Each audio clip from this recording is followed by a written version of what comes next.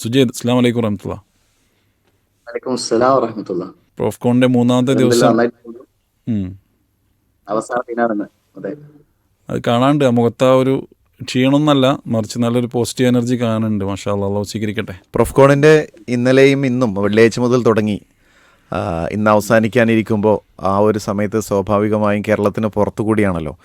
അപ്പോൾ എന്തൊക്കെയാണ് പ്രോഗ്രാമുകളെക്കുറിച്ചൊരു ചെറിയ ഒരു പ്രോഗ്രാമിനെ കുറിച്ച് ശ്രോതാക്കൾക്ക് അറിയാൻ പറ്റിയിട്ടുള്ള പ്രോഗ്രാമുമായി ബന്ധപ്പെട്ട ഗസ്റ്റുകൾ, അതിൻ്റെ ഫീഡ്ബാക്കുകൾ, ഇങ്ങനെ കുറേ ചിത്രങ്ങൾ തെളിഞ്ഞു വന്നിരിക്കുന്നുണ്ടാവുമല്ലോ, അതുമായി ബന്ധപ്പെട്ടൊന്ന് പറയാമോ? ബിസ്മില്ലാ അൽഹംദുലില്ലാ. അസ്സലാമു അലൈക്കും വറഹ്മത്തുള്ളാഹി. എല്ലാവരും ഇന്ന് നേരത്തെ പറഞ്ഞാ തോന്നുന്നുണ്ട് ഇൻഷാ അല്ലാഹ്. പ്രോഫ്കോണ് ഈ പറഞ്ഞ പോലെ ശരിക്കും ഒരു 3 മാസം മുന്നേ തുടങ്ങിയ പ്രവർത്തനങ്ങളാണ് മംഗലാപുരത്ത് വെച്ചിട്ട്. ശരിക്കും തുടങ്ങിയത് ഈ വെള്ളിയാഴ്ച വൈകിട്ട് 5:30 മണിക്കാണ് തുടങ്ങിയത്. സ്വാഗതം പറയാനുള്ള ഭാഗ്യം എനിക്കായിരുന്നു. അധ്യക്ഷൻ നമ്മളെ ഡോക്ടർ ഷഹബാസ് കെ അബ്ബാസ്, സംസ്ഥാന വൈസ് പ്രസിഡന്റ് ആണ് വിസ്ഡം സ്റ്റുഡൻസിന്റെ. അന്നത്തെ ഒരു ദിനത്തിൽ നമുക്ക് രണ്ട് പ്രധാനപ്പെട്ട വ്യക്തികളായിട്ട് ഗസ്റ്റ് ആയിട്ടുണ്ടായിരുന്നു. ഒന്ന് ഷെയ്ഖ് അബ്ദുസലാം മദീനി, നമ്മളെ ആസ്പയർ കോളേജ് ഓഫ് എക്സലൻസിന്റെ സിഇഒ ആയിരുന്നു അദ്ദേഹം. അതേപോലെ തന്നെ നമുക്ക് ഒരു ഭാഗ്യം ലഭിച്ചിട്ട് മംഗലാപുരത്ത് നമ്മുടെ കർണാടക മിനിസ്റ്റർ ആയിട്ടുള്ള ഹെൽത്ത് ആൻഡ് ഫാമിലി വെൽഫെയർ ചാർജുള്ള ഡോക്ടർ ദിനേശ് ഗുണ്ട്രാവു എന്ന അദ്ദേഹവും ഒരു മൈരിബോർഡ് സമയം നമ്മളെ വെന്യൂവിലേക്ക് എത്തിയിട്ടുണ്ടായിരുന്നു. പിന്നെ മൊത്തത്തിൽ പ്രൊഫ്കോണിനെ കുറിച്ച് പറയുകയാണെങ്കിൽ ഒരു ടീം വർക്ക് എന്ന് പറയണം ശരിക്കും. കാരണം പ്രത്യേകിച്ച് ഇവിടെ നിങ്ങൾ തുടക്കത്തിൽ പറഞ്ഞു ഒരു പ്രൊഫ്കോണിന്റെ പ്രത്യേകത എന്നുള്ളത് 29 പ്രൊഫ്കോണിന്റെ കേരളത്തിന് പുറത്ത് എന്നുള്ള വലിയൊരു പ്രത്യേകതയാണ്. സ്വാഭാവികമായിട്ടും ഒരു ആദ്യമായിട്ടൊരു പ്രൊഫ്കോൺ മംഗലാപുരം പോലുള്ള സ്ഥലത്തേക്ക് വരുമ്പോൾ അത് നമ്മളെ സംബന്ധിച്ചിടത്തോളം കുറച്ച് ആശങ്കകൾ അതിലുണ്ട് സ്വാഭാവികമായിട്ടും. പക്ഷെ നമ്മളെ സംബന്ധിച്ചിടത്തോളം ഇവിടെ വന്നപ്പോൾ പൊതുവെ അൽഹംദുലില്ലാഹ് വലിയൊരു സപ്പോർട്ടാണ്. പ്രത്യേകിച്ച് മംഗലാപുരത്തുള്ള ഭാരവാഹികള്, ഇവിടെ കർണാടക സലഫി അസോസിയേഷന്റെ ഭാരവാഹികളൊക്കെ. പിന്നെ അൽഹംദുലില്ലാഹ് നമ്മുടെ ഒരു സംഘടനയുടെ ഒരു കാര്യം എന്ന് വെച്ചിട്ട് നമ്മുടെ wisdom youth, wisdom organisation, girls എല്ലാവരും 5 ഘടകത്തിന്, വിസ്ഡം വുമൻസ് അടക്കം 5 ഘടകത്തിന് ഒരു ടീം വർക്കായിരുന്നു ഇവിടെ കാണാൻ സാധിച്ചിട്ടുള്ളത്. പിന്നെ നമ്മൾ ഈ ഒരു പ്രൊഫ്കോണിന്റെ പ്രത്യേകത എന്നുള്ളത് നേരത്തെ പറഞ്ഞ പോലെ തന്നെ കേരളത്തിന് പുറത്തായതുകൊണ്ട് പൊതുവെ നമ്മൾ കേരളത്തിനകത്ത് നടത്തുമ്പോൾ നമുക്ക് 2 തരത്തിലുള്ള രജിസ്ട്രേഷൻ ഉണ്ടാവാറുണ്ട്. ഒന്ന് ലോക്കൽ രജിസ്ട്രേഷൻ എന്ന് പറഞ്ഞാൽ നാട്ടിൽ നിന്നും ബസ്സിലായി കുട്ടികൾ വന്ന് അവിടെ നാട്ടിൽ പഠിക്കുന്ന അല്ലെങ്കിൽ നമ്മുടെ നാട്ടിലെ ആളുകളൊക്കെ രജിസ്റ്റർ ചെയ്ത് പ്രൊഫ്കോൺ അല്ലെങ്കിൽ പ്രൊഫഷണലായ കുട്ടികൾ ബസ്സിൽ കയറി വരുന്ന സാഹചര്യം. പക്ഷെ പ്രത്യേകിച്ച് മംഗലാപുരത്ത് നമ്മൾ ജനറലി ഒരു ക്യാമ്പസ് ഫോക്കസ്ഡ് ആയിട്ടാണ് ഇവിടെ പ്രവർത്തനമൊക്കെ നടന്നിട്ടുള്ളത്. അതിൽ പ്രത്യേകിച്ച് പറയുകയാണെങ്കിൽ നമ്മുടെ ഇവിടുത്തെ ക്യാമ്പസ് റൂട്ട് മഹാവിജയമായിരുന്നു. പ്രത്യേകിച്ച് കാസർഗോഡും മംഗലാപുരത്തുള്ള മുഴുവൻ ക്യാമ്പസുകളും അൽഹംദുലില്ലാഹ് ക്യാമ്പസ് റൂട്ട്സുകളായിട്ട് നടത്താൻ സാധിച്ചിട്ടുണ്ട്. അതിന്റെ റിസൾട്ട് ആയതുകൊണ്ട് തന്നെ പ്രത്യേകിച്ച് കേരളത്തിൽ നമുക്ക് പങ്കാളിത്തം ഇവിടെ വെച്ച് നോക്കുമ്പോൾ കുറവാണ്. പക്ഷെ കേരളത്തിൽ നിന്ന് വന്നിട്ടുള്ളതും ക്യാമ്പസ് പ്രതിനിധികളായിട്ട് നമ്പർ ഓഫ് ക്യാമ്പസിന്റെ എണ്ണം നന്നായിട്ട് കഴിഞ്ഞ വർഷങ്ങളിലൊക്കെ വെച്ച് നോക്കുമ്പോൾ നന്നായിട്ട് ഇപ്രാവശ്യം കൂടിയിട്ടുണ്ട്. പിന്നെ നേരത്തെ നമ്മുടെ ഈ ഒരു ക്യാമ്പസ് റൂട്ട്സിന് പ്രത്യേകം അതിന് നേതൃത്വമൊക്കെ നൽകി നമ്മൾ ജാമിയ ഹിന്ദിയിലെ നല്ലൊരു കുട്ടികൾ നല്ലൊരു ടീമായി വന്ന് ഇവിടെ നിന്ന് ഒരാഴ്ച 2-3 ആഴ്ചകളൊക്കെ വർക്ക് ചെയ്തിട്ടാണ് ക്യാമ്പസ് റൂട്ട്സ് നമ്മൾ കാസർഗോഡും മംഗലാപുരം അത് സെലക്ട് ചെയ്തിട്ടുള്ളത്. ഇപ്പം എല്ലാവരും ചോദിച്ചിരുന്നു മംഗലാപുരം എന്തുകൊണ്ടാണ് കേരളത്തിന് പുറത്ത് ആദ്യം സെലക്ട് ചെയ്യുന്നുള്ളത്. അതിന്റെ റീസൺ ഇത് തന്നെയാണ്. കാരണം മംഗലാപുരം ഒന്ന് നോക്കിയാൽ അത്ര കോളേജ് ക്യാമ്പസുകൾ അല്ലെങ്കിൽ പ്രൊഫഷണൽ ക്യാമ്പസുകളുള്ള മറ്റൊരു നാട് ചിലപ്പോൾ ഉണ്ടാവില്ല. അത്രത്തോളം ക്യാമ്പസുകൾ തിങ്ങി നിറഞ്ഞൊരു സ്ഥലമാണ് മംഗലാപുരം. പ്രത്യേകിച്ച് നമ്മളിപ്പം ഈ ഒരു പ്രോഗ്രാം നടക്കുന്ന മരോളി എന്നുള്ള സ്ഥലത്ത് അടുത്ത് തന്നെ ഒരുപാട് ക്യാമ്പസുകൾ, പ്രൊഫഷണൽ ക്യാമ്പസുകൾ ഉള്ള ഒരു സ്ഥലമാണ്. അതുകൊണ്ട് തന്നെ പൊതുവെ നമ്മൾ അക്കോമഡേഷനൊക്കെ പിന്നെ ഓരോ ദിവസവും നമ്മൾ എന്ത് ചെയ്യണം, കുട്ടികളെ വൈകുന്നേരം ആക്കി കൊടുക്കണം. അവരെ പുതിയ അക്കോമഡേഷൻ സ്ഥലത്തേക്ക് ആക്കി പിറ്റേ ദിവസം രാവിലെ അവിടെ കൊണ്ടുവരുന്ന സാഹചര്യം ഉണ്ടാവാറ്. പക്ഷെ ഇവിടെ ഉള്ള കൂടുതൽ കുട്ടികളുണ്ട് വൈകുന്നേരം കുട്ടികൾ പോകുന്നു. അതേപോലെ അൽഹംദുലില്ലാഹ് ശനിയാഴ്ച രാവിലെ വരുന്നു, രാത്രി പോകുന്ന ആ ഒരു സാഹചര്യമാണ് ഇവിടെ ഉള്ളത്. അല്ല, അവിടെ കൂടുതലിപ്പോൾ അക്കോമഡേഷൻ സാധാരണ കൊടുക്കുന്ന രൂപം വന്നിട്ടില്ല എന്നർത്ഥം, ഒക്കെ റെഗുലർ ആയിട്ട് വന്നു പോയിക്കൊണ്ടേയിരുന്നു. അതെ അതെ, കൂടുതൽ അങ്ങനെ ഉണ്ട്. കാരണം പുറത്തുനിന്ന് വന്നപ്പോൾ പക്ഷെ ഒരു കാസർഗോഡ് വരെയുള്ള ജില്ലകൾക്കാണ് അത് കൂടുതൽ നമ്മൾ ആവശ്യം വരുന്നത്. ഇവിടെ കുറെ കുട്ടികളൊക്കെ പോയിട്ട് അതേ രൂപത്തിൽ അൽഹംദുലില്ലാഹ് പിറ്റേസ് രാവിലെ വരുന്നുണ്ട്. എന്നാൽ അവരെ നാട്ടിലേക്ക് അല്ലെങ്കിൽ ക്യാമ്പസ് ഹോസ്റ്റലിലേക്ക് കൊണ്ടാക്കുന്നതൊക്കെ അതിന്റെ മറ്റു കാര്യങ്ങളൊക്കെ ട്രാൻസ്പോർട്ടേഷനൊക്കെ നമ്മൾ തന്നെയാണ് ചെയ്തുകൊണ്ടിരിക്കുന്നത്. ഏതായാലും ഇപ്രാവശ്യത്തെ പ്രോഫ്കോൺ എന്തുകൊണ്ടും വളരെ ശ്രദ്ധേയമാണ്. കാരണം ഇപ്പോൾ പ്രൊഫഷണൽ വിദ്യാർത്ഥികൾ കൂടുതലുള്ള സ്ഥലമാണല്ലോ മാംഗ്ലൂർ പോലെയുള്ള കർണാടകയിലുള്ള സ്ഥലങ്ങൾ. അപ്പോൾ സ്വാഭാവികമായിട്ടും നമ്മുടെ നാട് വിട്ട് വീട് വിട്ട് രക്ഷിതാക്കളെ വിട്ട് നിൽക്കുന്ന ഒരു സാഹചര്യത്തിൽ തീർച്ചയായിട്ടും ഇത്തരം ഒരു പ്രോഗ്രാമിൻ്റെ പ്രസക്തി ഏറെ വർദ്ധിക്കുന്നുണ്ട്.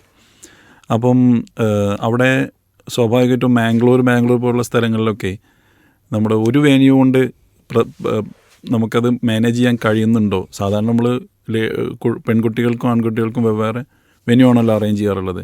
ഇപ്രാവശ്യം അവിടെ എങ്ങനെയാണ് നമ്മൾ ക്രമീകരിച്ചിട്ടുള്ളത്?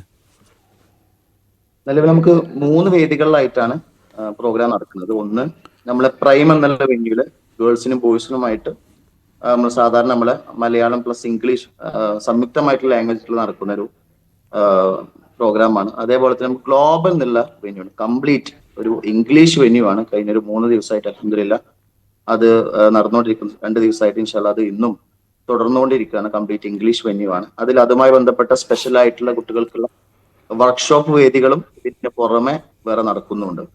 അപ്പൊ അതുകൊണ്ട് തന്നെ ഇങ്ങനെ ഒരു ഡിവിഷൻ സ്വാഭാവികമായിട്ടും കുട്ടികളൊക്കെ പൊതുവെ മംഗലാപുരത്തിന്റെ ഭാഷന്റെ ഒരു കാര്യമൊക്കെ പറയാറുണ്ട്. അപ്പം അതിൽ കൂടുതൽ കുട്ടികളും ഇംഗ്ലീഷ് അവർക്ക് ആപ്റ്റ് ആയത് തന്നെയാണ് നമ്മൾ ഗ്ലോബൽ വെന്യൂ പ്രാവശ്യം ഒന്നുകൂടി ശക്തമാക്കി കൊണ്ടുവന്ന് സ്പെഷ്യൽ ആയിട്ട് അവർക്ക് വെന്യൂ കാര്യങ്ങളൊക്കെ അറേഞ്ച് ചെയ്തിട്ടുള്ളത്.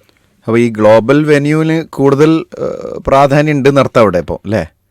അതെ, ഷുവർ. 2 ദിവസം അത് കണ്ടിന്യൂ ചെയ്ത് 3-ാമത്തെ ദിവസം അത് വേണമെന്ന് പ്ലാൻ ചെയ്യാൻ കാരണം അതുകൊണ്ടാണല്ലോ. അതെ. പിന്നെ പ്രോഗ്രാം നോട്ടീസ് പുറത്തിറക്കിയപ്പോൾ തന്നെ അതിൽ 3 ദിവസത്തെ പ്രോഗ്രാം ഷെഡ്യൂൾഡ് ആണ്. പക്ഷേ അന്ന് ഉച്ചവരെ അതിലെല്ലാ പ്രോഗ്രാം അതേപോലെ തന്നെ ഉണ്ടാവും. അതിലിപ്പോൾ പിന്നെ ഈ വിദ്യാർത്ഥികളുടെ കൂട്ടത്തിലേ നമ്മൾ അവിടെയൊക്കെ പഠിക്കുന്നവർ ഇന്ത്യക്ക് പുറത്തുനിന്നുള്ള കുട്ടികളൊക്കെ പഠിക്കുന്ന ആൾക്കാരുണ്ടോ? അങ്ങനെ വന്ന കുട്ടികളുണ്ടോ? അത് സ്വാഭാവികമായിട്ടുണ്ട്. പ്രത്യേകിച്ച് മംഗലാപുരം പോലുള്ള വലിയൊരു ക്യാമ്പസ് ഏരിയകളിൽ പുറത്തുനിന്ന് പഠിക്കുന്ന കുട്ടികളുണ്ട്. അവരൊക്കെ എല്ലാവരും കൂടുതൽ ആളുകൾ ഇംഗ്ലീഷ് വെന്യൂവിലാണ് ഇരിക്കുന്നത്. പിന്നെ നമ്മളവിടെ ഇപ്പം നേരത്തെ സംസാരിച്ചു സുജീത് പറഞ്ഞു നമ്മളെ നാട്ടിലല്ലല്ലോ പുറത്തായതുകൊണ്ട് അവിടെ കർണാടക പിന്നെ ഭാഷയുടെ ഒരു എന്തെങ്കിലും സാങ്കേതിക തടസ്സങ്ങൾ നിങ്ങൾക്ക് എന്തെങ്കിലും നമ്മുടെ ഒരു കൗതുകം സ്വാഭാവികമായിട്ടുള്ള ഒരു കൗതുകമാണത്. അങ്ങനെ എന്തെങ്കിലും ഉണ്ടായിട്ടുണ്ടോ? കമ്മ്യൂണിക്കേഷൻ ഗ്യാപ്പ് ഭാഷയുമായി ബന്ധപ്പെട്ട്? രസകരമായ ഒരു കാര്യമാണത്. കാരണം എന്താ വെച്ചാൽ നമ്മള് 3 മാസം അല്ലെങ്കിൽ മാസങ്ങൾക്ക് മുന്നേ ഇതിന്റെ ഈ ഒരു വെന്യൂ സർച്ചുമായി നമ്മള് ക്യാമ്പസ് സംസ്ഥാന സെക്രട്ടേറിയറ്റ് വരുന്ന സമയത്ത് തന്നെ ഈ ഒരു തടസ്സം നമുക്ക് ചെറുതായി ഫീൽ ചെയ്ത് തുടങ്ങി. പക്ഷെ ഇവിടെയുള്ള ആളുകളൊക്കെ ബ്യാരി എന്നുള്ള പേരിലൊരു ഭാഷയാണ് ഇവിടെ സംസാരിക്കുന്നത്. അപ്പം ഇവര് കാസർഗോഡ് അടുത്ത് ജീവിക്കുന്ന ആളുകളായതുകൊണ്ട് അവർക്ക് നമ്മളെ മലയാളം കൃത്യമായിട്ട് മനസ്സിലാവും. പക്ഷെ അവര് പറയുന്ന കുറച്ച് ഫാസ്റ്റ് ആയി കഴിഞ്ഞാൽ നമുക്ക് മനസ്സിലാവാത്തൊരു പ്രശ്നം സ്വാഭാവികമായിട്ടും ഉണ്ട്. പിന്നെ ഇവിടെയുള്ള ഇപ്പൊ മറ്റു രസകരം വരും നമ്മളിവിടെ ക്യാമ്പസ് സെക്രട്ടറിയുടെ വകുപ്പിലെ ആളുകളൊക്കെ ചില ആളുകള് പിന്നെ നമ്മൾ സെക്രട്ടറികളൊന്ന് ചർച്ച ചെയ്യുന്ന സമയത്ത് നമ്മൾ അവിടുത്തെ ഒരു ബജാൽക്കാണ് ഒരാളുണ്ട്, മൂപ്പരാണ് കാര്യങ്ങളൊക്കെ ചെയ്തു തരുന്നത്.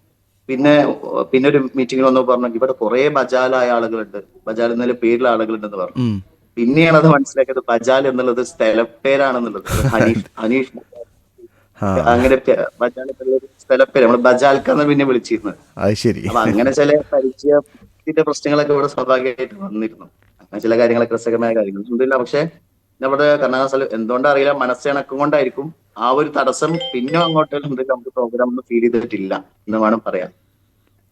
എന്തൊക്കെ പറഞ്ഞാലും വളണ്ടിയേഴ്സ് ആയിട്ടുള്ള ആളുകൾ ഭൂരിഭാഗം നമ്മൾ ഇവിടുന്ന് പോയ ആളുകളൊക്കെ അതിൽ ഇൻവോൾവ് ആയിക്കോല്ലോ. അപ്പൊ അവർക്കൊക്കെ ഈ ലാംഗ്വേജ് പ്രശ്നം ഒരു പക്ഷേ ഉണ്ടാവില്ലേ? അതായത് കുറച്ച് നമ്മൾ പറയുന്നത് കൃത്യമായിട്ട് മനസ്സിലാവുന്നുണ്ട്. അവർക്ക് അറിയാൻ നമ്മോട് ഏത് രൂപത്തിൽ പറഞ്ഞാലാണ് മനസ്സിലാവുന്നുള്ളത്. അങ്ങനെ വലിയൊരു തീരെ അറിയാത്തൊരു ലാംഗ്വേജ് എന്നൊരു പ്രശ്നമില്ല. കൂടുതൽ മലയാളം വേർഡ്സ് ഒക്കെ കടന്നു വരുന്ന ലാംഗ്വേജ് ആണ് ഭാര്യ എന്നുള്ളത്. വലിയൊരു പ്രയാസം നമുക്ക് മുമ്പില്ല ഫീൽ ചെയ്തിട്ടില്ല. ഇടയ്ക്ക് രസകരമായി ചോദിക്കട്ടെ, ബാരിയിൽ എന്തെങ്കിലും ഒരു കൗതുകമുള്ള ഏതെങ്കിലും വാക്കുകൾ ഓർമ്മ ഉണ്ടോ? 1-2 പറയാൻ പറ്റുന്നുള്ള? ഞാൻ പറഞ്ഞതില്ലേ, ആക്ച്വലി നമുക്ക് അങ്ങനെ പറയുമ്പോ അവരൊരു ഭാഷന്റെ സ്ലാങ് ആണ് കാര്യമായിട്ട് ചേഞ്ച് ചെയ്യുന്നത് മലയാളത്തിൽ നിന്ന്. അപ്പൊ അതേ ഒരു പ്രത്യേക വേർഡ്സ് അല്ല കാര്യമായിട്ട് വരുന്നത്. നമുക്ക് മറ്റൊരു കന്നഡ പോലെ അല്ലെങ്കിൽ തമിഴ് പോലെ അങ്ങനെ പൂർണ്ണമായിട്ടും മറ്റൊരു ലാംഗ്വേജിലേക്ക് അല്ല. കേൾക്കുമ്പോൾ പെട്ടെന്ന് മലയാളം തോന്നും, പക്ഷെ നമുക്ക് മനസ്സിലാകാൻ കുറച്ച് പ്രയാസം ഉണ്ടാവും. ഏതായാലും പിന്നെ മറ്റൊരു നേരത്തെ ചോദിച്ച സമയത്ത് പറയാൻ തോന്നിയൊരു കാര്യം, തുടക്കത്തിൽ നമ്മൾ പാട്ട് കേട്ട് വന്നല്ലോ, ഫലസ്തീനായിരുന്നു നമ്മളെ വിഷയം. അപ്പൊ അതും ഇതിന്റെ കൂടെ പറയണം, നമ്മളെ കംപ്ലീറ്റ്ലി നമ്മളൊരു വെന്യൂ ഫലസ്തീന്റെ ഒരു തീമായി ബേസ് ചെയ്തിട്ടാണ് കാര്യങ്ങളൊക്കെ മൂവ് ചെയ്തുകൊണ്ടിരിക്കുന്നത്. നമ്മുടെ അതുമായി ബന്ധപ്പെട്ട വർക്ക്ഷോപ്പുകളും ഇന്നലെ രാത്രി നമ്മുടെ സംസ്ഥാന പ്രസിഡന്റ്, വിസ്റ്റം സ്റ്റുഡൻസിന്റെ സംസ്ഥാന പ്രസിഡന്റ് അർഷദ് അലിക്കയുടെ ഈ ഒരു വിഷയത്തിൽ മാത്രമുള്ള സംസാരമാണ് ഒരുപാട് ആളുകളെ കണ്ണാണെന്ന് അറിയിപ്പിച്ചത് ആ ഒരു സംസാരം. പിന്നെ ഇവിടെ നമ്മൾ ഒരു സ്പെഷ്യൽ എക്കോസ് എന്നുള്ള ഒരു പേരിൽ നമ്മൾ വിവിധ സ്ഥലങ്ങളിൽ സ്ക്രീൻ വെച്ചിട്ടുണ്ട്. അതായത് ലൈവായിട്ട് അതിന്റെ നമ്മളെ ഫലസ്തീന്റെ ടോൾ ഡെത്ത് അതിങ്ങനെ ചേഞ്ച് ആയിക്കൊണ്ടിരിക്കുകയാണ് പല സമയത്ത്. അതിങ്ങനെ കുട്ടികളെ കാണുന്ന സമയത്ത് പലരും അതിന്റെ ഒരു ഭീതി പറയുന്നത്, എത്ര ആളുകൾ ഇപ്പൊ മരിച്ചു, ഇപ്പൊ ഇന്ന് എത്ര പേരാണ്, നാളെ അതിൽ വരുന്ന മാറ്റങ്ങൾ കുട്ടികൾ ഇങ്ങനെ ഓരോ സമയത്ത് അതിലേക്ക് നോക്കിയിരിക്കുകയാണ്. പിന്നെ അതേപോലെ തന്നെ പല സെഷനും കഴിഞ്ഞ ദിവസത്തെ സമയത്ത് പറഞ്ഞപ്പോ പാരന്റ്സ് ഉള്ള സെഷൻ നമ്മുടെ ഡോക്ടർ മുഹമ്മദ് കുട്ടി കണ്ണിയാന്റെ ഇന്നലെ പാരന്റ്സ് ഉള്ള സെഷൻ ഉണ്ടായിരുന്നു. അത് ഭയങ്കര കുട്ടികളുടെ ഫീഡ്ബാക്കിൽ നന്നായിട്ട് അത് ഉയർന്നു വന്നിരുന്നു. പിന്നെ അത് കൂടെ തന്നെ പറയേണ്ട കാര്യം, ഇന്നലെ നമുക്കൊരു സ്പെഷ്യൽ ഗസ്റ്റ് നമ്മളെ ഡോക്ടർ SY ഖുറൈശി, നമ്മളെ former chief election commission of India, ഇന്നലെ നമ്മൾ ഇവിടെ ഒരു ഗസ്റ്റ് ആയിട്ട് നമുക്ക് കിട്ടിയിട്ടുണ്ട്. അദ്ദേഹം നമ്മളെ പ്രോഗ്രാമിൽ മാത്രം പങ്കെടുക്കാൻ വേണ്ടി ഡൽഹിയിൽ നിന്ന് ഇന്നലെ വന്നിട്ടുണ്ടായിരുന്നു. നല്ലൊരു സമയം നമ്മൾ രണ്ടുപേരും അദ്ദേഹം ചെലവഴിച്ചിട്ടുണ്ട്. ഏതായാലും ഇന്നലത്തെ സെഷനുകളൊക്കെ വളരെ ഗംഭീരമായി നടന്നു അല്ലേ? അപ്പം അതിൽ പിന്നെ സുജീത് ഇപ്പോൾ പറഞ്ഞ പോലെ ഇലക്ഷൻ കമ്മീഷണർ, മുൻ ഇലക്ഷൻ കമ്മീഷണർ അദ്ദേഹത്തിൻ്റെ ഒരു സെഷനിലൊക്കെ ഇപ്പോഴത്തെ കുട്ടികളിൽ പൊതുവെ ഒരു ഇത്തരം കാര്യങ്ങളോട് ഇപ്പോൾ നമ്മളെ ഇന്ത്യൻ സാഹചര്യത്തിൽ നടക്കുന്ന കാര്യങ്ങളോടൊന്നും അത്ര കാര്യമായി ശ്രദ്ധിക്കാത്ത കുട്ടികളൊക്കെ ഉണ്ടാവും. അപ്പോൾ അവർക്കൊക്കെ ശരിക്ക് നമ്മളൊക്കെ ഇൻവോൾവ്മെൻറ്റ് എത്രത്തോളം വേണം എന്നുള്ളത്, ഇപ്പോൾ വോട്ട് ചോരിയെ കുറിച്ച് ഒക്കെ അവിടെ പരാമർശിക്കപ്പെട്ടല്ലോ. അപ്പോൾ ആ ഒരു അങ്ങനെ വന്നു കഴിഞ്ഞാൽ നിങ്ങൾ എങ്ങനെ റിയാക്ട് ചെയ്യും എന്നുള്ള അതുവരെ കുട്ടികൾ ചോദിക്കാൻ തുടങ്ങിയിട്ടുണ്ട്. അതുപോലെ തന്നെ പിന്നെ ഇപ്പോൾ മുഹമ്മദ് കുട്ടി കണിയൻ്റെ സംസാരത്തിലൊക്കെ ഒരു പാരൻസിൻ്റെ ഒരു സ്വാധീനത്തിൽ ഇപ്പോൾ നിലവിൽ നമ്മുടെ കുട്ടികളൊക്കെ അനുഭവിക്കുന്ന പ്രശ്നങ്ങൾ ശരിക്ക് ഇന്നലത്തെ സെഷനുകളിലൂടെ കടന്നു പോകുമ്പോൾ ശരിക്കും എല്ലാം അവിടെ ഡിസ്കഷനിൽ വന്നിട്ടുണ്ട്. എന്നാൽ ഇന്ന് ഇൻഷാ അല്ലാഹ് കുറച്ചുകൂടി വൈജ്ഞാനികമായ തലത്തിലേക്കാണ് പോകുന്നതെന്ന് വിചാരിക്കുന്നു ഇൻഷാ അല്ലാഹ് അല്ലേ? ഇന്നത്തെ പ്രോഗ്രാമുകളുടെ ഒരു ഷെഡ്യൂളൊന്ന് പങ്കുവെക്കാമോ? ഇന്നിപ്പോ നമ്മൾ സംസാരിക്കുമ്പോ ഇന്നലെ അക്കോമഡേഷനിലേക്ക് പോയ കുട്ടികളൊക്കെ ഏകദേശം എത്തിക്കൊണ്ടിരിക്കണം, അവർ ഭക്ഷണം കഴിച്ചുകൊണ്ടിരിക്കണം. ഇൻഷാ അല്ലാഹ് ഏകദേശം ഒരു 7:45 കൂടി നമ്മളെ പ്രോഗ്രാം ആരംഭിക്കും. അതിൽ ലൈവായിട്ട് കാണുന്ന ആളുകൾ വിസ്ഡം ഗ്ലോബൽ TV എന്നുള്ള നമ്മളെ യൂട്യൂബിലാണ് അതിന്റെ ലൈവായിട്ട് ഇൻഷാ അല്ലാഹ് ലൈവ് ലിങ്ക് അതിലുണ്ടാവും. നിങ്ങൾ കയറിയാൽ അത് ലൈവായിട്ട് പരമാവധി ഷെയർ ചെയ്യണം ഇൻഷാ അല്ലാഹ്. ഇന്നിപ്പോ നമുക്ക് കാര്യമായിട്ടുള്ളത് നമ്മളെ ഗസ്റ്റ് ആയിട്ട് വരുന്നത് നമ്മളിവിടെ കാസർഗോഡ്, അതേപോലെ തന്നെ അവിടെ അടുത്തുള്ള പുത്തൂർ എന്ന സ്ഥലത്തെ MLA കോൺസ്റ്റിറ്റ്യുൻസി MLA ഇവിടെ എത്തുന്നുണ്ട്. പിന്നെ ഈ രാവിലെ മുതൽ ഫൈസൽ മൗലവി, ജബ്ബാർ മദീനിയൊക്കെ അടക്കമുള്ള വൈജ്ഞാനിക സെഷനാണ്. പിന്നെ അത് കുറച്ച് സമയം കഴിഞ്ഞാൽ പിന്നെ ഹുസൈൻ സലഫിയുടെ സംസാരത്തോടെ ആയിരിക്കും ഇൻഷാ അല്ലാഹ് അത് നമ്മൾ അവസാനിപ്പിക്കുക. കൃത്യം 1:30 മണിയോട് കൂടി അവസാനിപ്പിക്കണം എന്നാണ് ഇപ്പം നമ്മളെ പ്രോഗ്രാം കമ്മിറ്റി പ്ലാൻ ചെയ്തിട്ടുള്ളത്. ഓക്കെ, ഇന്നലത്തെ നമ്മുടെ വിസ്ഡം ഇസ്ലാമിക് യൂത്ത് ഓർഗനൈസേഷൻ്റെ സംസ്ഥാന പ്രസിഡന്റും പീസ് റേഡിയോയുടെ ഡയറക്ടറുമായ താജുദ്ദീൻ സലാഹി സംസാരിച്ച പോലെ